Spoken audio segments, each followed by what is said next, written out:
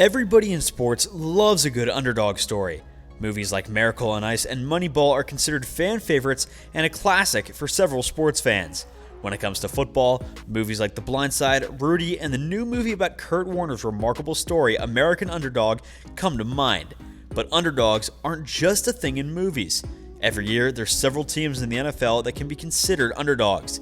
A team that you would never in a million years expect to come close to the playoffs, much less the Super Bowl. However, every once in a while, the underdog will come through and make an improbable run to the title.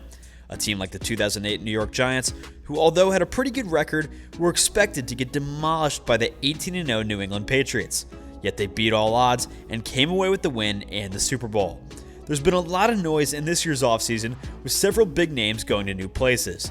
While this has led to some teams being put in the forefront of the Super Bowl conversation, there's still a handful of teams that can make a Cinderella run of sorts and potentially shock the sports world. Welcome back to our channel, where today we're going to be discussing 5 NFL underdog teams for the 2022 NFL season. Sit back and enjoy. First up, we get the Miami Dolphins. Now, some people might not consider the Dolphins to be an underdog, and for good reason.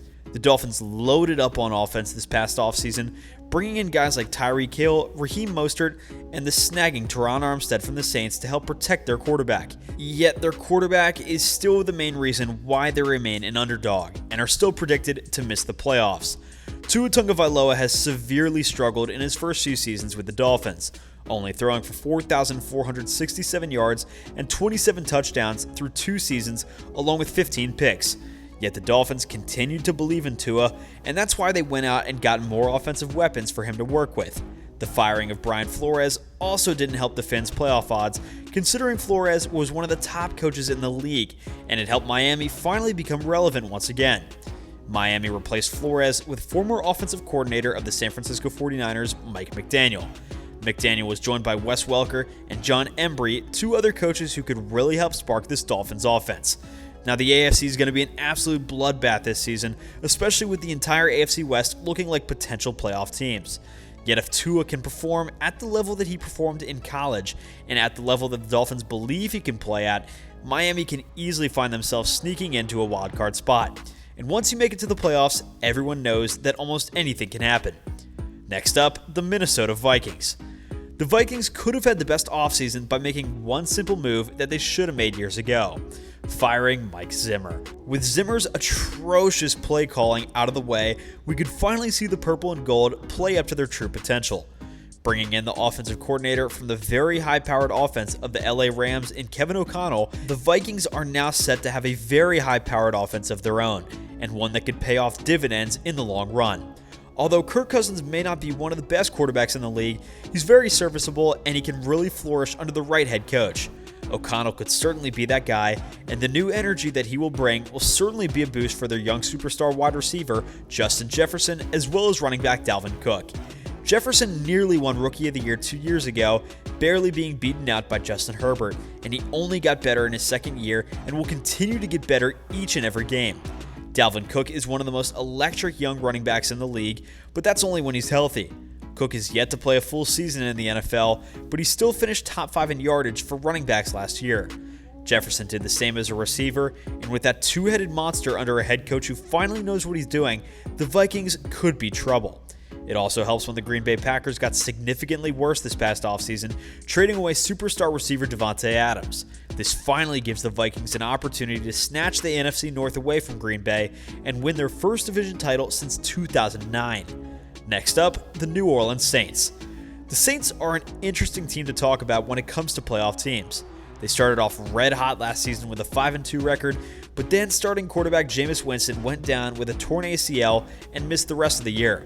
Taking over for the retired Drew Brees, Winston played rather well in a role that many thought he would fail in. He threw for 1,170 yards with 14 touchdowns and only 3 picks. Those numbers are incredibly impressive when you remember that Winston threw 30 picks just a few seasons prior. The Saints would go on to miss the playoffs at 9-8, but they know that they can compete and spent the offseason bolstering their offensive capabilities.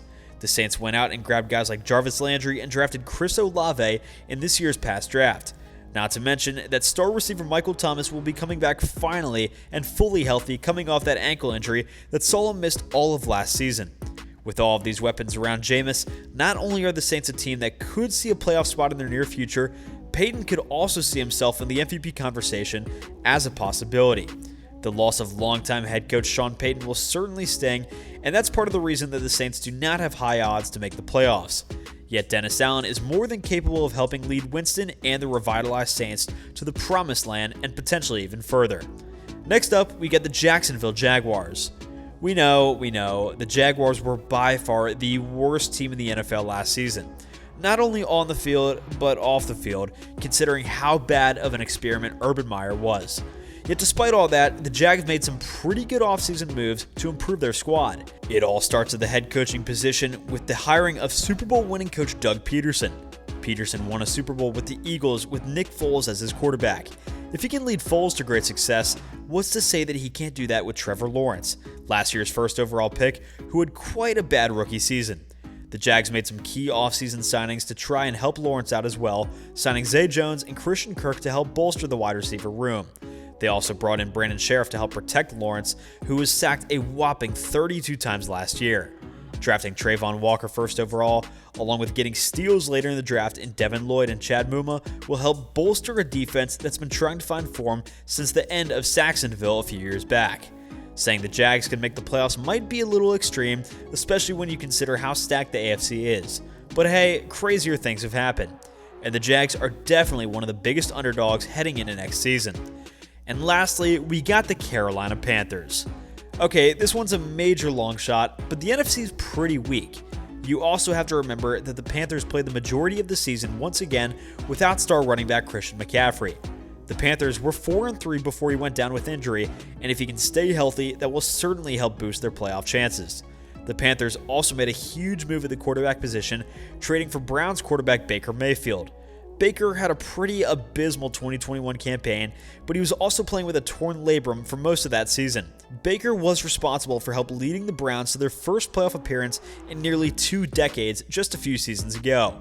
And if he can play at that level, the Panthers could easily find themselves in the wildcard mix. He should have plenty of protection as well with newly drafted offensive guard Ikem Ekwonu out of NC State, and the hometown boy will try to do his best to protect the new quarterback. With 2 underrated receivers in Robbie Anderson and DJ Moore, the Panthers' offense could make a lot of noise when several fans expect them to be almost mute this season. These 5 teams are all in a very different position in terms of their franchises, yet all of them have the potential to make a deep run, deeper than a lot of people expect. While it's highly unlikely, we know that underdog teams can make a lot of noise, just ask last year's Cincinnati Bengals. But with that, that's going to do it for today's video, so thank you guys so much for watching. Be sure to smash that like button, subscribe to our channel, and hit that notification bell so that you never miss another video. Thanks again, and we'll see you guys next time.